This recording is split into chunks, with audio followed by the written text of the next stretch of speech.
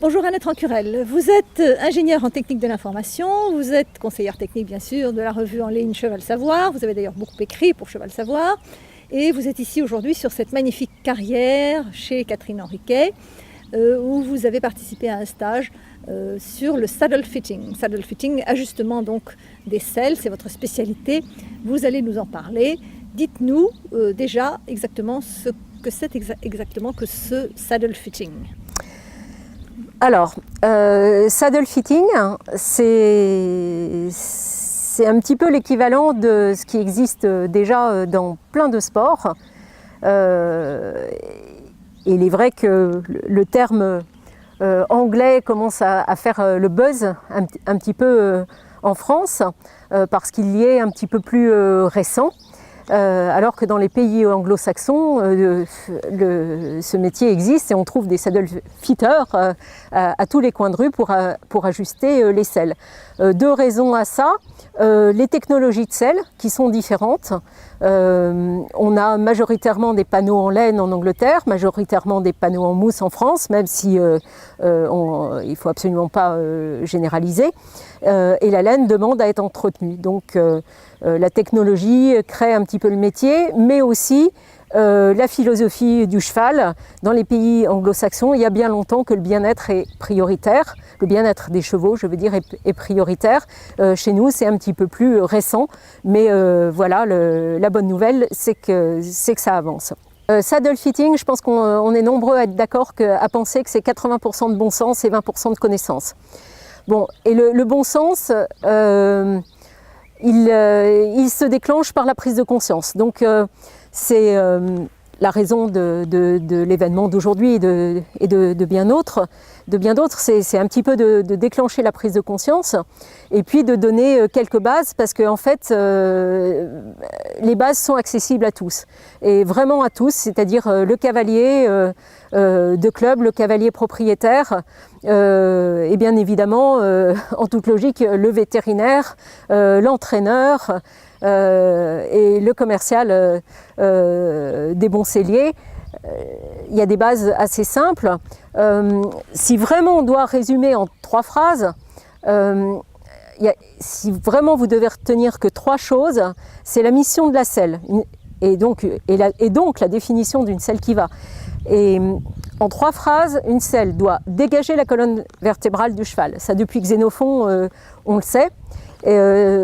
Tout du long, y compris et surtout au garrot, au-dessus et autour. C'est une structure clé chez le cheval.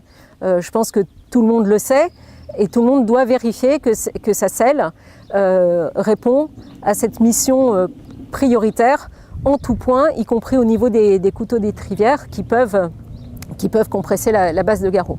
La mission numéro 2, c'est de distribuer les forces et les pressions engendrées par le cavalier sur toute la surface disponible, c'est-à-dire qui s'étend de l'arrière de l'omoplate à la dernière côte, parce que la distribution des pressions est une condition absolument nécessaire.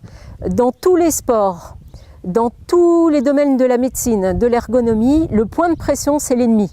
Je ne sais pas si vous autres cavaliers avez toujours encore le temps de faire du sport et à expérimenter comment un équipement sportif qui produit des points de pression peut être nuisible évidemment au plaisir, au bien-être, mais aussi à la performance, voire à la sécurité en vous rendant maladroit, de mauvaise humeur.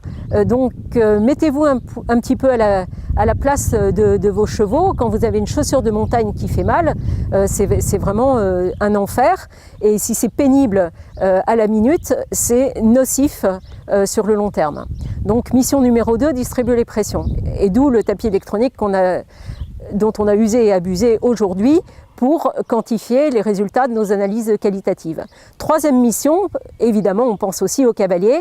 Il faut l'équilibrer, le stabiliser et lui donner du confort pour que lui aussi soit relaxé et puisse communiquer par des aides proprioceptives avec le cheval et se synchroniser avec lui pour le plaisir des deux.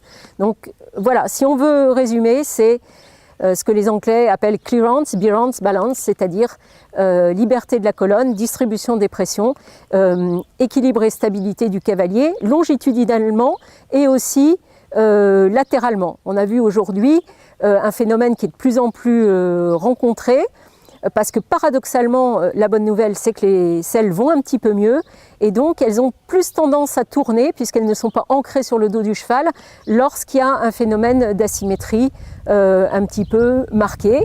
Et là, il ne faut pas forcément s'attaquer au sellier, mais le prendre comme un révélateur et travailler en équipe avec son coach, avec son ostéopathe, avec son maréchal ferrant et avec son sellier éventuellement, pour travailler tous ensemble sur la rectitude, qui est aussi un élément de bien-être. De l'équitation et donc du saddle fitting également. Tout à fait. Eh bien, écoutez, c'est très passionnant. Merci beaucoup Annette Rancurel. Merci et bravo. Merci à vous.